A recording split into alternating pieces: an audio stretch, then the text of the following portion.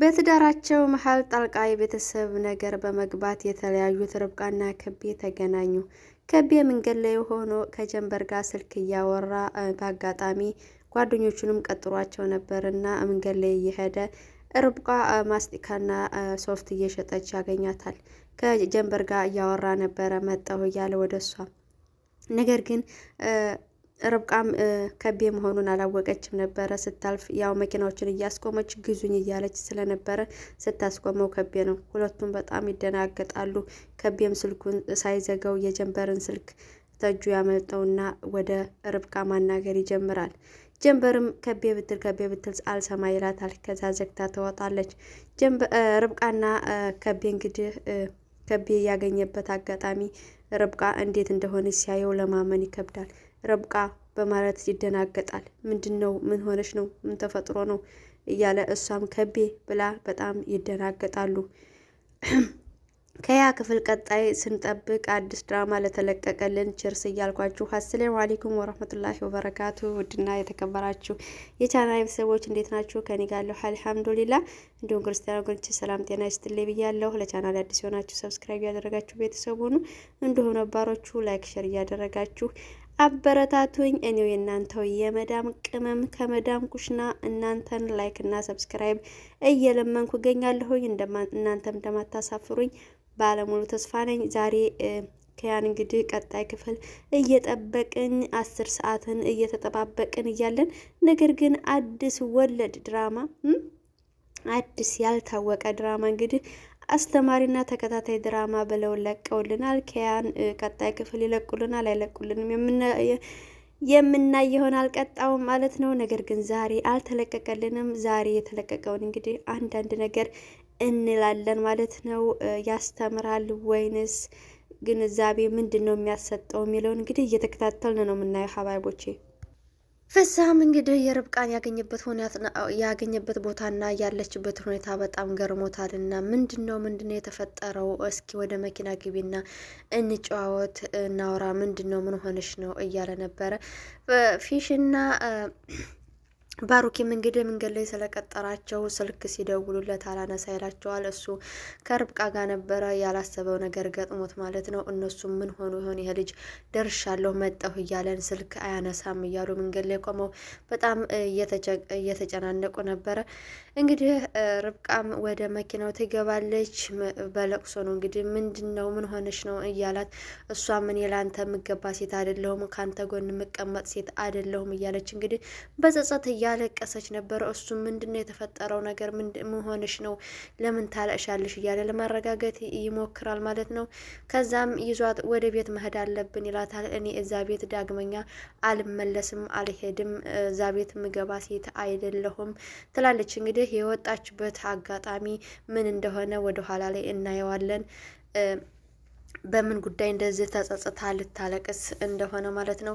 ከዛም ይዟት ወደ ቤት እያቀናሉ። ግድ መሄድ አለብን ይላትና ወደ ቤት ይሄዳሉ። ቤት ይሄዱና እዛ ቤት ስትገባ በጣም ይገርማታል። ሁሉ ነገር እሷ እንዳደረገችው ነውና በጣም ይገረማል። ከዛ ከቤም እንግዲህ ወደ መኝታ ክላስ ይገባና በፊት ባልና ሚስት እንደነበሩ የገዛላትን ቀሚስ ያመጣና መጀመሪያ ሻወር መውሰድ አለብሽ ይላታል። እሺ ደስ ይለኛል ትለዋለች ማለት ነው። ያንን የገዛላትን ቀሚስ ይሰጣት። ይሄ ቀሚስ ዛሬም አለ እንዴ?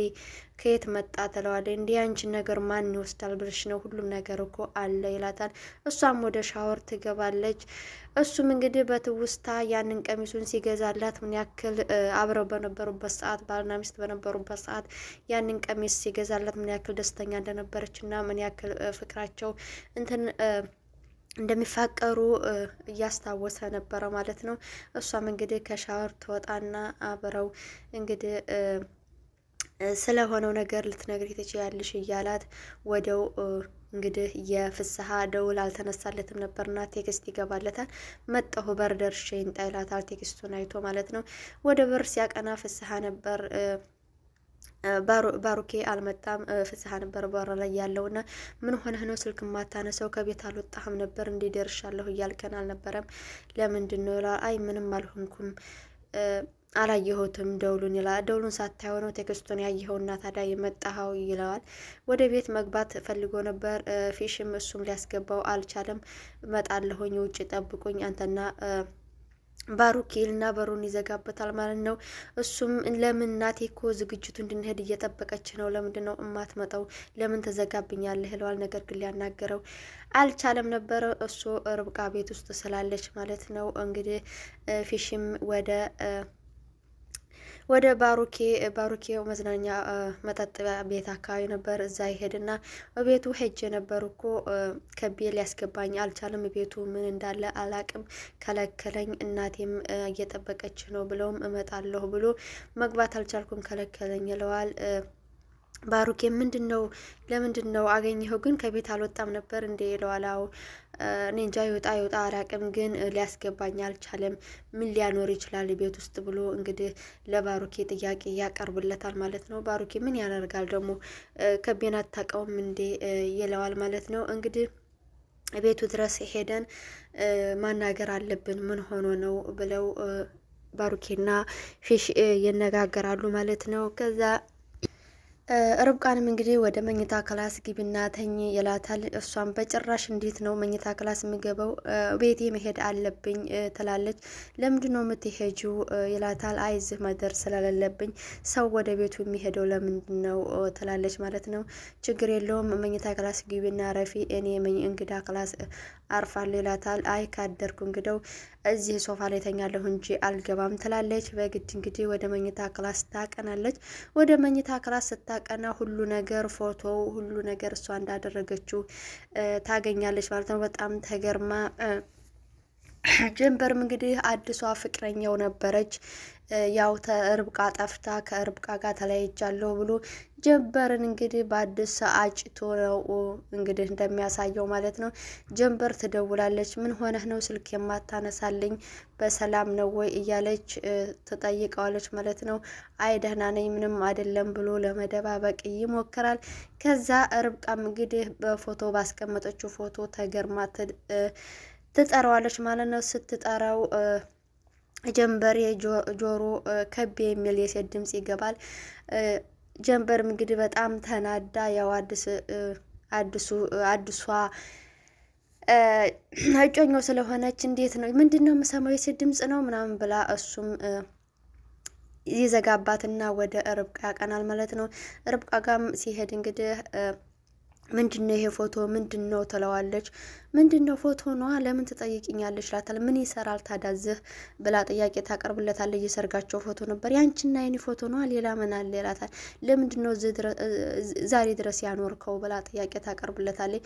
ሁሉ ነገር አንቺ እንዳኖርሽው ነው ለምን ይህን ትጠይቅኛለሽ ይላታል ማለት ነው። እሷም በሀሳብ ተውጣ በቃ ከቤ እስካሁን ይወደኛል ማለት ነው፣ እስካሁን ያፈቅረኛል ማለት ነው ብላ በሀሳብ ተዋጣለች ማለት ነው።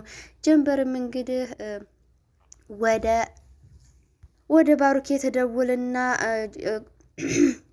ከቤ ስልክ አላነሳለኝ ትለዋለች ማለት ነው። የኛንም አያነሳም ይላታል። ምንድነው ምን ተፈጥሮ ነው?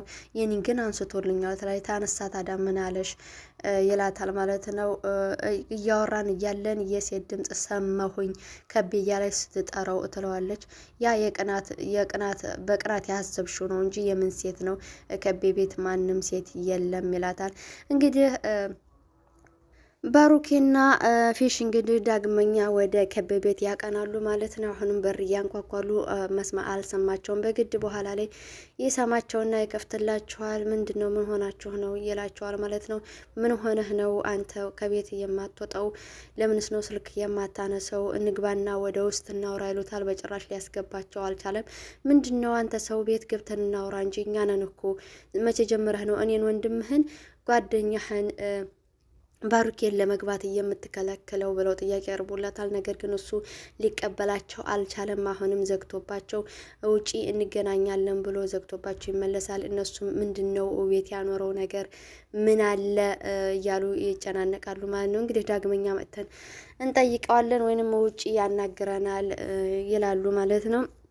ርብቃና ከቤ እንግዲህ ሳሎን ላይ ሰላም አደርሽ እያላት፣ አዎ ከዚህ ቤት ከወጣው ሰላም እንቅልፍ ተኝቼ አላቅም ነበረ፣ በደንብ ነው ተኝቼ ያደርኩት ትላለች። እንግዲህ የተፈጠረውን ነገር ልትነግሪ ትችያለሽ ወይ ብሎ ይጠይቃታል ማለት ነው። እንግዲህ የተፈጠረው ወንድሟ በገንዘቡን ፈልጎ ወንድሟ እንዳለያያቸውና ቤተሰብ እንዳለያያቸው ተነግረዋል። በጭራሽ ቤተሰቦችሽማ ሊያረጉ አይችሉም ይላታል። እሷም በሀሳብ ወንድሟ ካፌ ጠርቶ ለምንድነው እማትፋችሁ ገንዘብሽን ይዘሽ እማትወጪው እያላት፣ እሷም በጭራሽ የከቤ ገንዘብ የኔ ገንዘብ አይደለም፣ እኔ ከመግባቴ በፊት ነው የሰራው ይዤ አልሄድም ትለዋለች። እሱ ግን ገንዘቡን ፈልጎ ነበረ እንዲፋቱ እየፈለገው ማለት ነው። ከቤም እንግዲህ ሀሳቡን እያሰበ ያን ጊዜ ወንድሟ ሽምግልና አስታርቀኝ እያለ ይልከው እንደነበረ ገንዘብህን እንዳታካፍል እያለ እንግዲህ ከዚህም ያው የገንዘብ ጉዳይ እያወራ ነበረ ማለት ነው።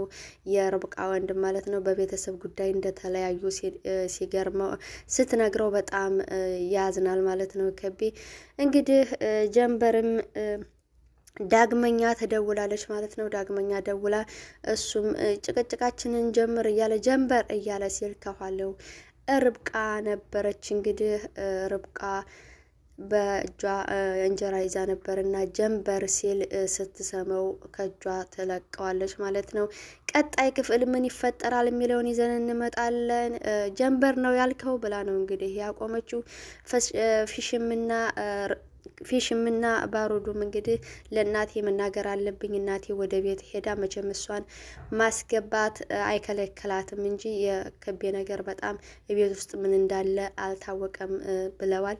መጨረሻ ላይ ግን የተጠናቀቀው ከቤ አዲሷን እጮኛውን ጀንበርን እያወራ ርብቃ ቀጣይ ክፍል እንግዲህ ርብቃ አዲስ እጮኛ እንዳለው ታቂ ሆን የሚለውን አብረን ያለ እስከ መጨረሻ የተከታተላችሁ ከልብ አመሰግናለሁ። ሀሳብ አስተያየታችሁን ኮሜንት ላይ አስቀምጡልኝ። የዛሬው ይህን ይመስል ነበር። በአዲስ ክፍል ነው የመጣ